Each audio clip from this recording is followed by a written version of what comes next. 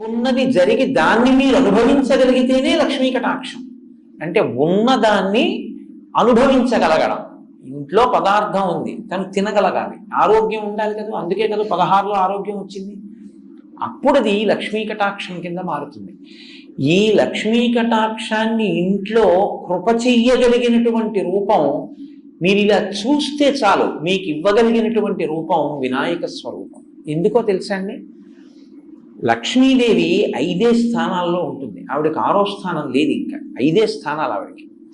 అందులో మొట్టమొదటి స్థానం ఏనుగు యొక్క కుంభస్థలం.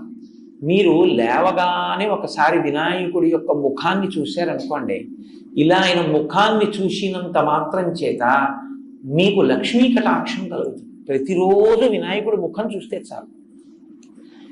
ఎవరి ముఖం చూస్తే మీకు కలిసి వస్తుందో, అది కాకపోతే సుముఖం ఇంకెవరిది సుముఖం అవుతుంది.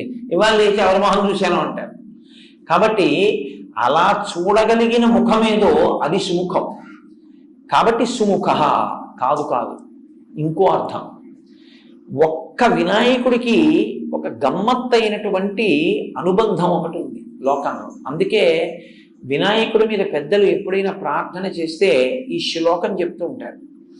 శ్రీకాంతో మాతులో యస్య జననీ సర్వమంగళ జనక శంకరో దేవ తం వందే కువ్యరాననం అని చెప్తారు. ఇది చాలా గమ్మత్తైన శ్లోకం నిజంగా. ఎందుకంటే ఎప్పుడైనా నమస్కారం చేస్తే ఆయన తల్లి సంబంధం చెప్తారు, తండ్రి సంబంధం చెప్తారు. ఒక్క వినాయకుడికి మాత్రం మేనమామ గారితో మొదలెడతారు.